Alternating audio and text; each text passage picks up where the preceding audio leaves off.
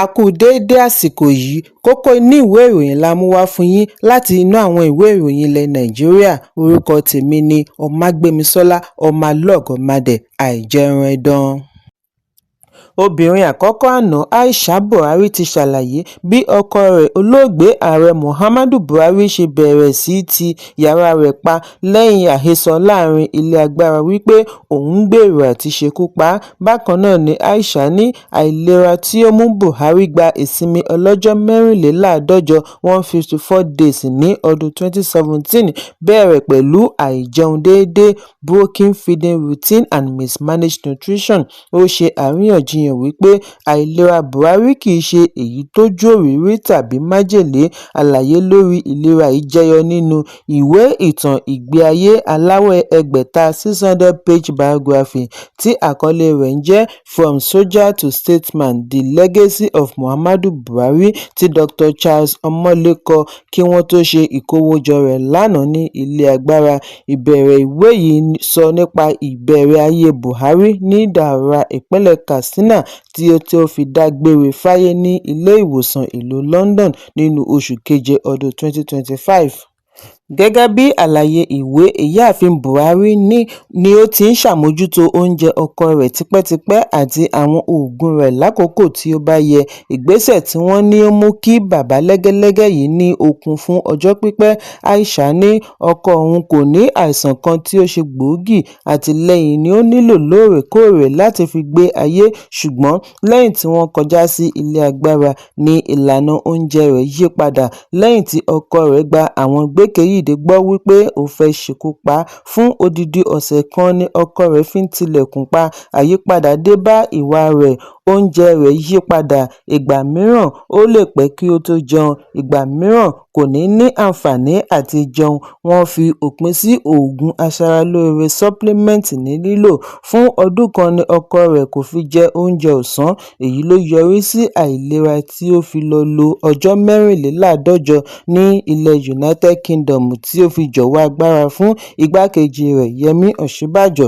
Àìsí nílé Buhari dá awuyewuye sílẹ̀, ṣùgbọ́n ìyáàfin Buhari sẹ́ àhesọ ète láti gbé májèlé fún ọkọ rẹ̀. Àwíjàre rẹ̀ ní àìṣàmójútó oúnjẹ àti oògùn rẹ̀ lákòókò. Ní ìlú London ni àwọn dókítà ti kọ oògùn tí ó lágbára fún un.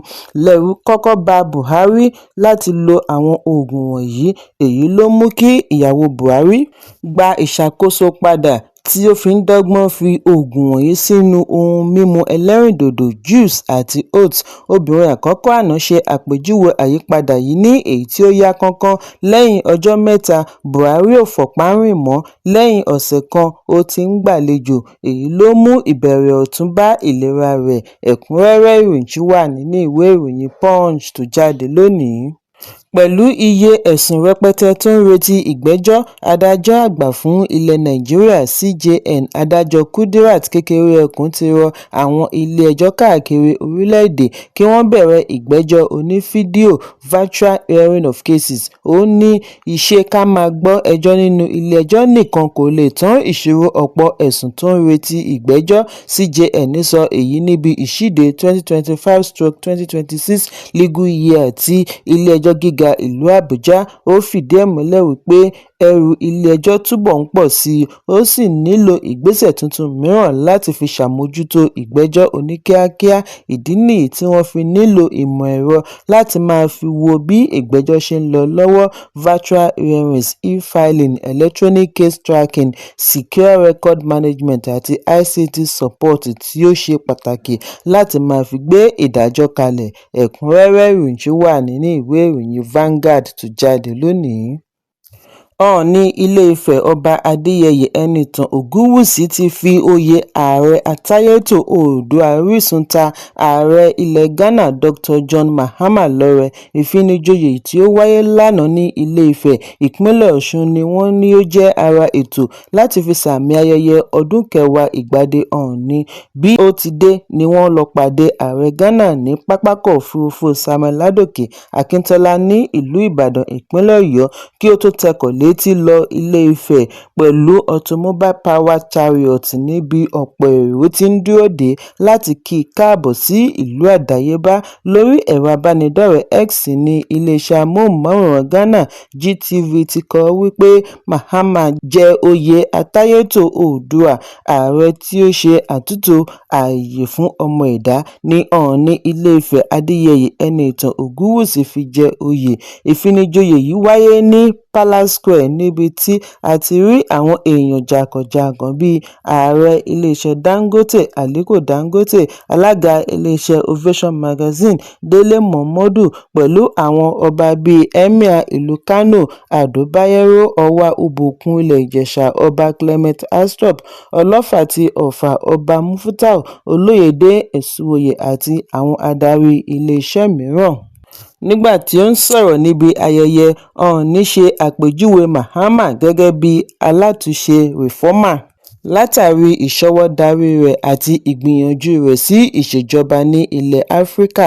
Ẹ̀kúnrẹ́rẹ́ ìròyìn wà nínú ìwé ìròyìn Punch tó jáde lónìí.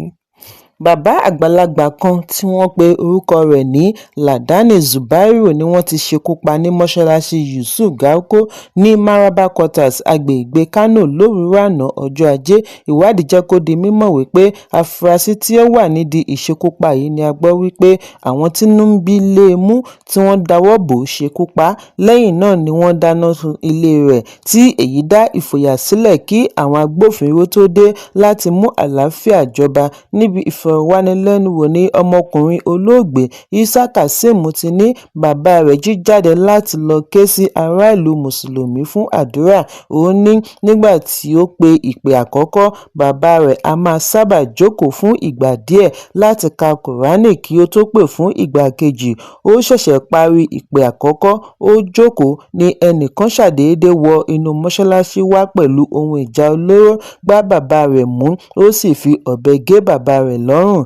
Kazeem ní lẹ́yìn ìkọlù yìí ni àwọn ọ̀dọ́ ládùúgbò kórajọ tí wọ́n fi ṣekú pa afurasí yìí. Kazeem tún ṣe àfihàn wípé lẹ́yìn tí wọ́n ṣekú pa afurasí yìí ni ará àdúgbò rí ọrùn bàbá rẹ̀ tí wọ́n gé, tí wọ́n yí mọ́nú báàgì ọlọ́ràá nylon bag lápò afurasí. Alukoro ọlọ́pàá ìpínlẹ̀ Kano CSP Abdullahi Haruna Kiyawa fìdí ìṣẹ̀lẹ̀ yìí múlẹ̀ nínú àtẹ̀jáde àná, bí ó ti ní àwọn òṣìṣẹ́ ni wọ́n tètè dá sí láti dènà rògbòdìyàn ju bí ó ti yẹ lọ, tí àlàáfíà ti jọba padà ní Maraba. Ọlọ́pàá ti kó òkú méjèèjì lọ ibi ìgbókùúsí ní ilé ìwòsàn ìkọ́ṣẹ́mọṣẹ́ Abdullahi Wase fún àyẹ̀wò. Kọmíṣánná ọlọ́pàá ìpínlẹ̀ Ibrahim Adamu Bakori ti wá pàṣẹ fún ìwádìí lórí ìṣẹ̀lẹ̀, bí wọ́n ti rọ àwọn olùgbé kí wọ́n ṣe sùúrù, pèsè ìròyìn tí ó lè ràn wọ́n lọ́wọ́ lórí ìwádìí wọn. Ẹ̀kúnrẹ́rẹ́ ìròyìn wà nínú ìwé ìròyìn Punch tó jáde lónìí. Olóyè kan láàrin ẹgbẹ́ òṣèlú African Democratic Congress ADC, Kenneth Okonkwo ti bu ẹnu àtẹ́ lu ìdájọ́ ilé-ẹjọ́ tó ga jùlọ lórí ìkéde ìlú òfararọ tí ààrẹ Bọ́lá Tinubu kéde ní ìpínlẹ̀ Rivers. Lánàá ní ilé-ẹjọ́ tó ga jùlọ Supreme Court fìdí ẹ̀ múlẹ̀ agbára tí ààrẹ ní láti kéde ìlú òfararọ kí ó sì jáwé gbélé ẹ̀ fún àwọn òṣìṣẹ́ ìjọba. Níbi ìfọ̀rọ̀wánilẹ́nuwò orí ẹ̀rọ amóhùnmáwòrán Channels ní Okonkwo ti ní ilé-ẹjọ́ ìbá ti kọ̀ àti sọ̀rọ̀ lórí ìkéde ìlú òfararọ nítorí ìkéde yìí ní ipa tí ó pọ̀ lórí ìjọba tiwantiwa orílẹ̀-èdè. Okonkwo ṣàlàyé wípé èyí túmọ̀ sí wípé ààrẹ ti ní agbára àti júwe ilé fún gómìnà 36 lẹ́ẹ̀kan náà. Ó lè kéde ìlú òfararọ ní gbogbo orílẹ̀-èdè tí a sì lo àwọn ológun fi darí Nàìjíríà fún ìgbà díẹ̀. Nínú ìdájọ́ rẹ̀ ní ilé-ẹjọ́ tó ga jùlọ ti ní ààrẹ ní agbára lábẹ́ òfin àti kéde ìlú òfararọ ní ìpínlẹ̀ tí ó bá rí wípé wọ́n ti fẹ́ tàpá sí àṣẹ fún tàbí rògbòdìyàn fẹ́ bẹ́ sílẹ̀. Bákan náà ni ilé-ẹjọ́ ní ààrẹ lè júwe ilé fún àwọn òṣìṣẹ́ fún ìgbà díẹ̀. Ilé-ẹjọ́ gbé ìdájọ́ yìí kalẹ̀ lórí ẹ̀sùn tí ẹgbẹ́ òṣèlú PDP pè láti fi tako ìkéde ìlú òfararọ tí ààrẹ Tinubu ṣe ní ìpínlẹ̀ Rivers. Lábẹ́ ìkéde yìí ni wọ́n ti júwe ilé fún àwọn òṣìṣẹ́ adìbòyàn fún oṣù 6. Nàìjíríà, ṣùgbọ́n Okonkwo bu ẹnu àtẹ́ lu ìgbésẹ̀ ilé-ẹjọ́ tó ga jùlọ bí ó ti tẹnumọ́ wípé bí ó tilẹ̀ jẹ́ wípé ààrẹ ní agbára lábẹ́ òfin láti kéde ìlú òfararọ, kò ní agbára àti jáwé gbélé fún àwọn òṣìṣẹ́ tí wọ́n dìbò yàn. Bákan náà ni ó bu ẹnu àtẹ́ lu bí ilé-ẹjọ́ ṣe wọ́gi lé àwọn ẹ̀sùn. Ó ní ilé-ẹjọ́ ìbá má ti sọ ọ̀rọ̀ yálà tí wọ́n fi ń sọ èyí tí ó lè dá fàákájà sílẹ̀. Ẹ̀kúnrẹ́rẹ́ ìròyìn wà nínú ìwé ìròyìn Vanguard tó jáde lónìí. Àwọn afurasí agbébọn ti ya wọ ìlú kan ní ọ̀rá Ìgbòmírà, ìjọba ìbílẹ̀ Ìfẹ́dayọ̀, ìpínlẹ̀ Ọ̀ṣun lálẹ́ àná bí wọ́n ti jí òṣìṣẹ́ àjọ custom àná gbé tí wọ́n sì ṣekú pa ẹnìkan mìíràn. Níbi ìfọ̀rọ̀wánilẹ́nuwò pẹ̀lú iléeṣẹ́ ìròyìn NAN lónìí ní Ìnúrìn ti ọ̀rá Ìgbòmírà, olóyè àgbà Sunday Fádípẹ̀ ti ní àwọn adàlúrú ya wọ inú ìlú láàrin aago 7 ìrọ̀lẹ́. Bí wọ́n ti dé inú ìlú ni wọ́n mórí lé iléeṣẹ́ òṣìṣẹ́ custom àná tí wọ́n sì jí gbé. Òṣìṣẹ́ yìí ń padà bọ̀ sílé ní àwọn agbébọn tí wọ́n ti dènà dé nílé rẹ̀ jí gbé. Fádípẹ̀ ní níbi ìgbìyànjú àti ságba inú oko kan ni wọ́n ti rí ọ̀gbẹ́ni kan tó ń ṣiṣẹ́ nínú oko pẹ̀lú àtùpà lórí headlamp ni wọ́n yìnbọn pa á. Ó ní ọmọ ọdún 10 olóògbé tí ó wà pẹ̀lú rẹ̀ nígbà tí ìṣẹ̀lẹ̀ yìí ṣẹlẹ̀ ni ó súré wọnú ìlú wá ṣe àfisùn ọ̀rọ̀. Wọ́n ti fi ọ̀rọ̀ ọ̀hún tó ọlọ́pàá létí. Wọ́n ti ń lépa àwọn adàlúrú bí ó ti ké sí ìjọba àti àwọn agbófinró kí wọ́n pèsè ẹ̀ṣọ́ aláàbò sí i nítorí ọ̀rá Ìgbòmírà pààlà pẹ̀lú ìpínlẹ̀ Èkìtì àti ìpínlẹ̀ Kwara. Alukoro ọlọ́pàá ìpínlẹ̀ DSP Abiodun Ọ̀jẹ́lábí fìdí ìṣẹ̀lẹ̀ yìí múlẹ̀ bí ó ti ní DPO ti ṣe àbẹ̀wò sí ilé tí wọ́n ti jíyàn gbé láti gbọ́ tẹnu wọn, ṣùgbọ́n àwọn kò tíì fìdí ẹni wọ́n ṣekú pa múlẹ̀. Ẹ̀kúnrẹ́rẹ́ ìròyìn wà nínú ìwé ìròyìn The Nation tó jáde lónìí. Kókó inú ìwé ìròyìn àsìkò yìí kò ní jù báyìí lọ. Ẹ pàdé mi ní ìrọ̀lẹ́ fún àkọ́tún ìròyìn. Kí a tó lọ, ẹ má ṣaláì fi àkíyèsí yín ránṣẹ́ kí ẹ sì bá wa subscribe sójú náà wa lórí YouTube kí kókó inú ìwé ìròyìn lè máa tẹ̀ yín lọ́wọ́ ní kíákíá.